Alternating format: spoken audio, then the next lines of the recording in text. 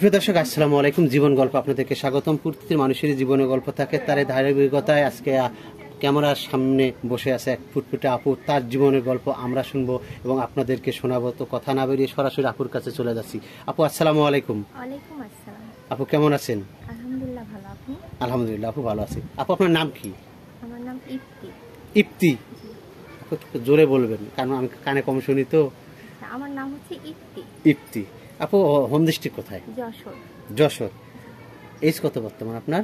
21। 21 বছর না? তো আপনি বর্তমান মূলত কি করতেছেন? আমি স্টাডি করতেছি। স্টাডির পাশাপাশি? স্টাডির পাশাপাশি জব করতেছি। ছোটখাটো করে জব করেন, তাই তো? তো আপনার ফিউচার প্ল্যানিং কি? ফিউচার আসলে ওইভাবে ভাবা হয়নি।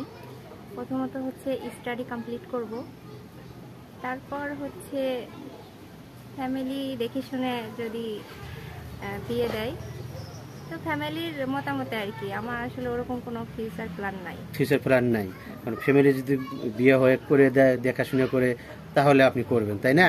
আচ্ছা, আপনার ফ্যামিলিতে কে কে আছে? আমার আম্মু আছে, 2 ভাই 1 বোন। আমরা বাবা? বাবা মারা গেছে। কত বছর আগে মারা গেছে? 1.5 বছর। 1.5 বছর আগে মারা গেছে না? তো বাবার কিছু স্মৃতি মনে আছে? বাবা আজ থাকতে এটা হতো, মনে আছে যে বাবা থাকলে আজকে এটা করতো বা ওটা করতো আমার জন্য। আসলে একটা মেয়ের ক্ষেত্রে বলবো যে বাবাই হচ্ছে সবকিছু। বাবার হাত ধরে বড় হওয়া, বাবার হাত ধরে হচ্ছে চলা। আর আমার লাইফে বিশেষ করে এটা হচ্ছে বেশি ক্রিয়েট করে, কারণ হচ্ছে আমার বাবা আমাকে অনেক ভালোবাসতো। তার প্রতিটা স্মৃতি আমার মেমোরাইজ হয়ে আছে। অবশ্যই। আসলে বাবা না, আমরা দোয়া করি আপনার বাবাকে যেন আল্লাহ তাআলা বেহেশত নসিব করে। আচ্ছা আপু, আপনি ফ্যামিলি থেকে আপনি বড় না?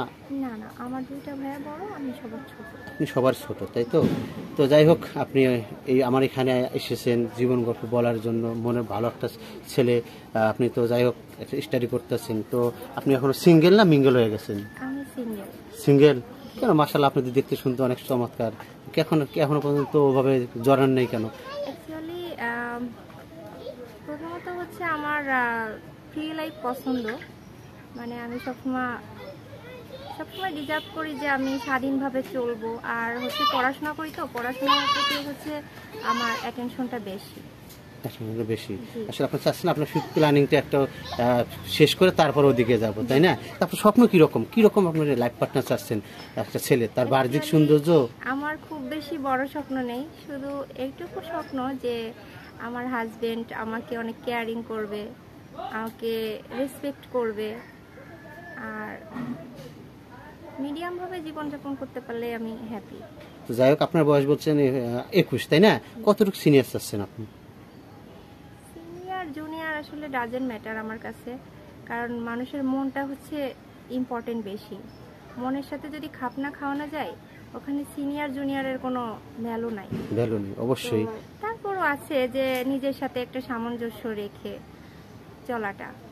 তো আসলে আপনি যাচ্ছেন, আপনি বয়স কোনো ম্যাটার না, ভালো একটা মনের মানুষ। সে বাহ্যিক সৌন্দর্য যেরকম হোক না কেন, মনটা ভালো হলেই হবে। তো আপু, আপনি তো নামাজ কালাম পড়েন, তাই না? আচ্ছা, কোরআন শরীফ পড়তে পারেন?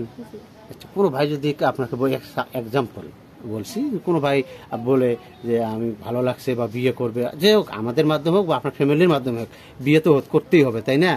কেউ বিয়ে করার পর যদি পর্দা করতে বলে, পর্দা করতে পারবেন? অবশ্যই। হ্যাঁ, অবশ্যই করব, কারণ আমরা যেহেতু মুসলিম, আর সবারই একটা হ্যাবিট থাকে, যে প্রতিটা মেয়েরই একটা হ্যাবিট থাকে যে বিয়ের পর নিজেকে ইমপ্রুভ করা। সো আমিও তার বাইরে নাই। তো আমার হাজবেন্ড যেভাবে চলতে পছন্দ করে, আমিও ওইটাই চেষ্টা করব।